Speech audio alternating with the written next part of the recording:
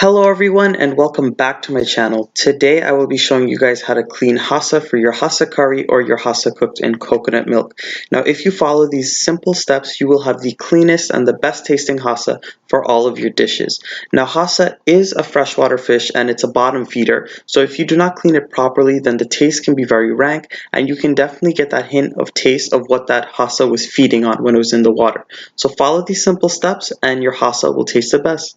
The first step when cleaning your hassa is to cut off any extremities on your hassa. So you want to cut off the long tail, you want to cut off all of the fins, and you want to cut off those two strings that grow beneath the mouth. You're going to see us cut those off in a little bit, but you want to get all of these things off because they're pretty much inedible. They're very hard, there's no meat on them, so you just want to cut them off and you guys will have an easier time eating your hassa if these things are off. Next step is to cut the belly of the hassa so this way we can get the guts out. So what you want to do with a sharp pair of scissors is cut from the base of the head all the way through the fish so this way you can get your fingers in there and get all of the guts out. I'm going to be honest, this is one of the most messiest parts of cleaning the hassa, but you just got to get through it because those guts need to come out.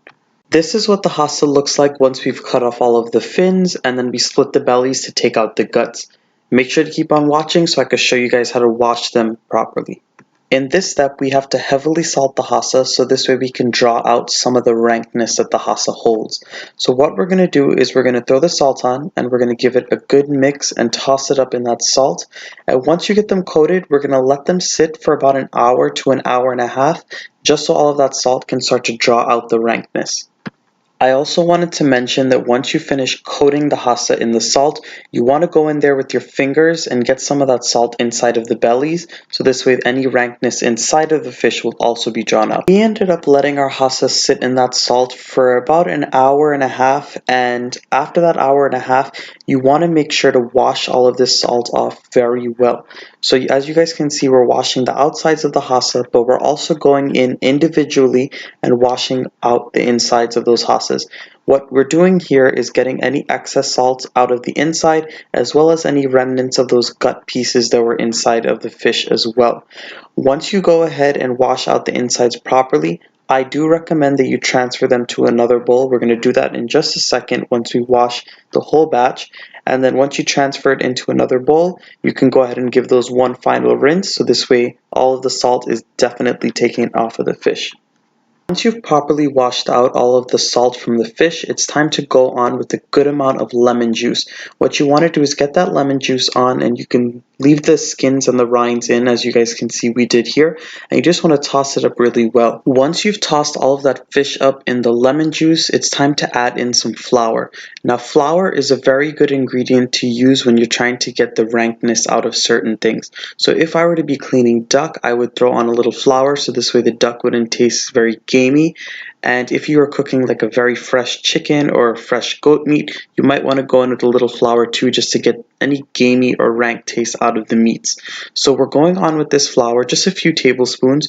You want to get it all coated on top of that fish along with that lemon juice, and you want to toss it around, get it inside the fish, and just wash every part and all of the surface area of that fish that you can get to.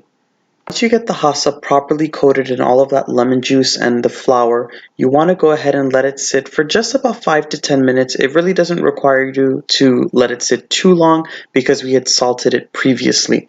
And once you let it sit for about 5 to 10 minutes, you can go ahead and begin to wash all of your hassa off now. You want to make sure to go inside the cavities of the hassa as well as get the outside surface area of the hassa very well under that water, so this way you can get all of that flour and any excess lemon juice off. So once you do that, you can transfer the hassa to a different bowl, and once you get them all into that bowl, just give them a final rinse and then your hassa will be ready to use. That's it guys, all of my hassa are now ready to cook.